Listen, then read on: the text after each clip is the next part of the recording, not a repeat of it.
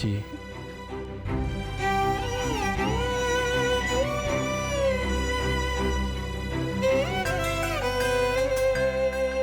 ஆஃபீஸ்ல இருந்து அர்ஜென்ட்டா வாங்கன்னு கூப்பிடும்போது எப்படி மீனாட்சி போகாம இருக்க முடியும்? ஏன் போகணும்? நான் என் வைஃபோட வெளியே வந்திருக்கேன், இப்போதைக்கு வர முடியாதுன்னு சொல்ல வேண்டியது தானே? ஏய், அது எப்படி மீனாட்சி? எமர்ஜென்சின்னு சொல்லி கூப்பிடும்போது போய் தானே ஆகணும். இந்த சுச்சுவேஷன்ல நம்மளுக்கு வேலை தானே முக்கியம். மாமா, வேலை முக்கியம்தான், ஆனா அதை விட பொண்டாட்டி முக்கியம். என்ன எமர்ஜென்சியா இருந்தாலும் முதல்ல குடும்பம் தான் முக்கியம், அப்புறம் தான் கடமை எல்லாம்.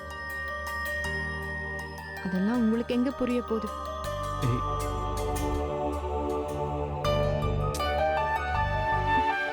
ஏய், ஏன் இப்படி ஒரு சின்ன விஷயத்துக்கு போய் இவ்வளோ டென்ஷன் ஆகுற? சின்ன விஷயமா?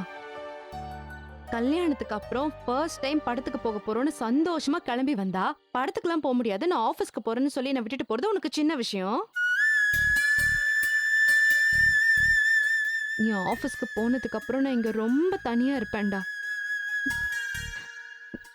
வீட்ல இருக்கவங்க யாரும் என்கிட்ட முகம் கொடுத்து கூட பேச மாட்டாங்க.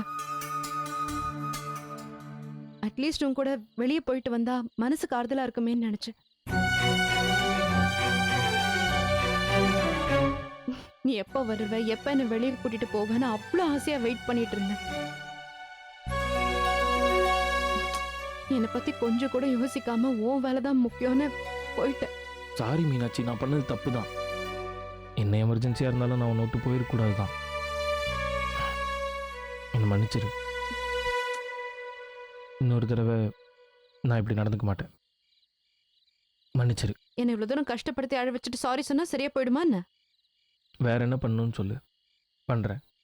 என்ன கேட்கலாம்? சரி, படத்துக்கு போலாமா?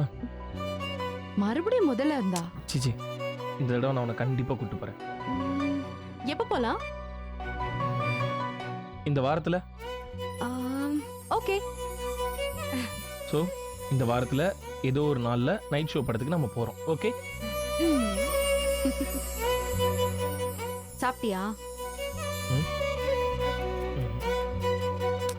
சரி, நீ போய் ட்ரெஸ் சேஞ்ச் பண்ணிட்டு கை கால் கழுவிட்டு வா, நான் சாப்பாடு எடுத்து வைக்கிறேன். நீ இங்கேயே இரு, நான் போய் ட்ரெஸ் சேஞ்ச் பண்ணிட்டு சாப்பாடு எடுத்துட்டு வரேன். 2 பேரும் நிலாச்சோறு சாப்பிடலாம்.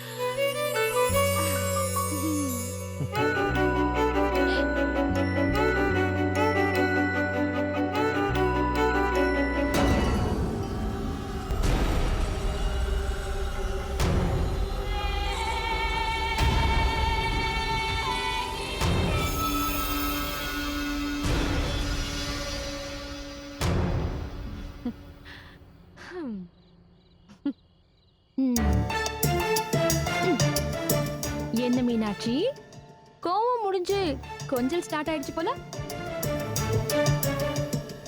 இல்ல, சொல்றேன்னு தப்பா எடுத்துக்காதீங்க. இப்படிதான் புருஷன் பொண்டாட்டி பேசுறத ஒட்டு கேட்டுட்டு இருப்பீங்களா? நான் எதுக்கு ஒளிஞ்சிருந்து ஒட்டு கேட்கணும்?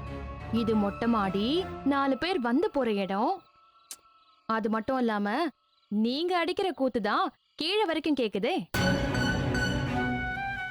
என்ன, உங்க புருஷன் இன்னைக்கு உங்களை படத்துக்கு கூட்டிட்டு போக மாட்டேன்னு சொல்லிட்டாரு போல? இனிமே எல்லாம் அப்படிதான் மீனாட்சி.